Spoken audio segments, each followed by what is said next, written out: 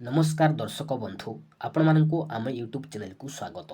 आज भिडटी सुभद्रा योजनार हिताधिकारी महिला मानक पई बहुत जरूरी कारण एबे चर्चा रही सुभद्रा योजनार पंचम किस्ती टंका केबे मिलिबो। आपणक मध्य प्रश्न थाई पारे पंचम किस्ती रे केते टंका मिलिबो, काहाकू मिलिबो एवं टंका पाइबा पई कोन कोन ठीक रहिबा दरकार। आसंतु आजिर ई भिडियो रे आमे सब किछि जानिबा। तो देखंतु आजिर खबर कागज रे प्रकाश पाइछि चलित मास 28 तारिख राक्षी बंधन बा राक्षी पूर्णिमा दिन योग्य महिला मानकु मिलिब सुभद्रा योजनार पंचम किस्ती टंका। एथर नयागढ़ रे राज्य स्तरीय समारोह रे सुभद्रा टंका दियाजिबो बोली उपमुख्यमंत्री प्रभाती परिडा सूचना दैछथि। 1 कोटी अधिक महिला को दियाजिबो सुभद्रा टंका। तेबे अगस्त 28 तारिख सुधा जेउ माने आवेदन करिथिबे सेमानकु सुभद्रा टंका मिली पारिबो। तेबे बाद पड़िथिबा योग्य हिताधिकारी को एका संगे 5टी किस्ती मिलिबो बोली उपमुख्यमंत्री श्रीमती परिडा कहिसथि।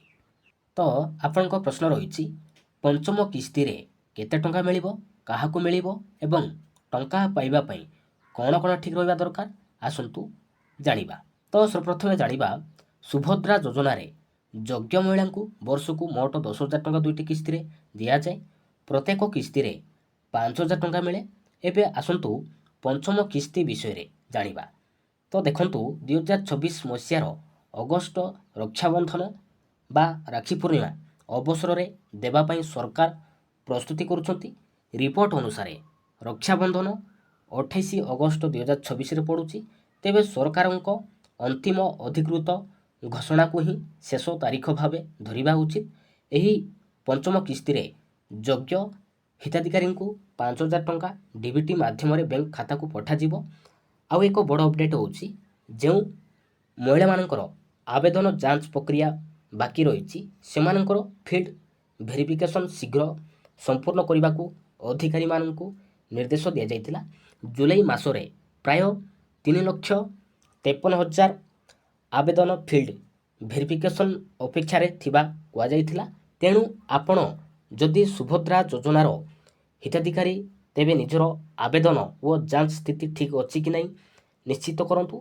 बैंक खाता, आधार लिंक एवं ई-केवाईसी भली आवश्यक प्रक्रिया रे कौनसी समस्या थिले ता समाधान करंतु। एही भिडियोटी जदि आपनकु भल लागिताए तेबे भिडियो को लाइक करंतु। निज परिवार और सुभद्रा योजनार अन्य हिताधिकारी पाखकु शेयर करंतु। एभली सरकारी योजना, चाकरी, परीक्षा और रिजल्ट नुआ अपडेट पाई आम चैनल को सब्सक्राइब रखंतु। Thank you.